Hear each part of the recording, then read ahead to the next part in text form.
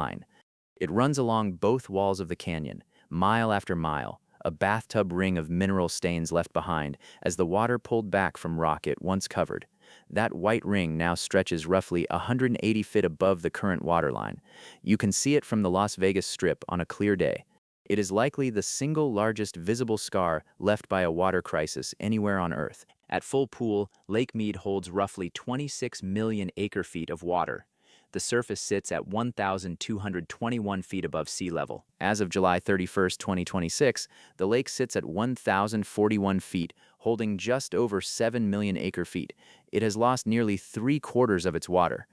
The Bureau of Reclamation's July 2026 most probable forecast projects the lake will drop to 1,037 feet by the end of December. That would break the all-time record low of 1,040 feet set in July of 2022 by 3 feet. The reason the lake keeps falling even after 2 decent snow years earlier in the decade is the same reason it has been falling for a quarter century.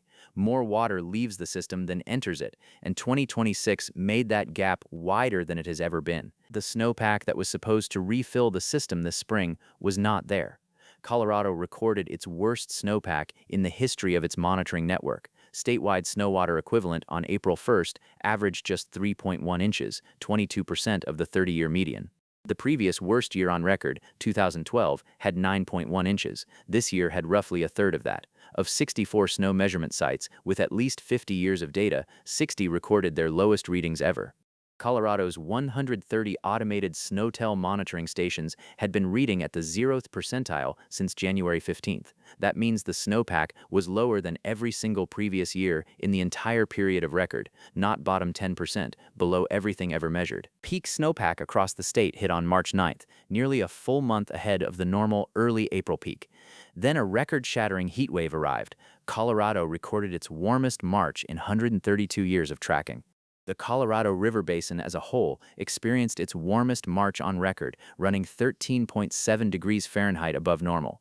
Burlington, at the Kansas border, hit 99 degrees on March 25th, breaking the state's all-time March high. The heat did not just slow snow accumulation.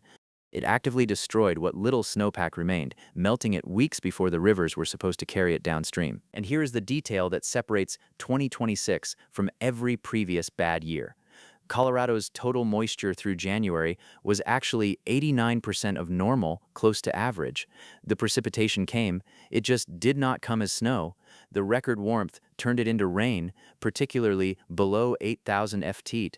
Water hit the ground and either evaporated or soaked into parched soil rather than building the frozen reservoir that the entire downstream system depends on. A dry year is a setback. A warm year that turns snow into rain is a pattern shift. And that pattern shift is exactly what climate scientists have been warning about for decades. The collapse was not limited to Colorado. Southeastern Utah recorded just 22% of average stored snow water, the worst in its region. The Animas and San Juan headwaters, which feed directly into Lake Powell, sat in the mid-40s% of normal. NASA satellite images showed snow-covered area across the entire upper basin at roughly 40% of typical early March coverage, the lowest since satellite tracking began in 2001.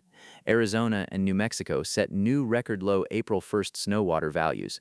8 western states broke their all-time records that same day. Spring runoff into Lake Powell, the seasonal pulse of snowmelt that normally refills the system between April and July, was forecast at just 17% of normal. Total water year inflow to Lake Powell came in at 36% of the 30-year average. The river that feeds 40 million people received roughly a third of what it normally carries. The drought driving these numbers is not a weather event. Research published in the journal Nature Climate Change by UCLA climate hydrologist Park Williams found that the mega drought gripping the southwestern United States since the year 2000 is the driest period in at least 1,200 years. Williams and his team used tree ring records covering the last 12 centuries to track soil moisture across the region, going back further than the founding of Oxford, further than the Norman invasion of England. No 22-year stretch in that entire span matched the severity of what the American West has experienced since the turn of the century. And the study calculated that 42% of this megadrought's severity is directly attributable to human-caused climate change. Without those emissions, the drought would likely have ended around 2005. Instead, it is now in its 26th year. So the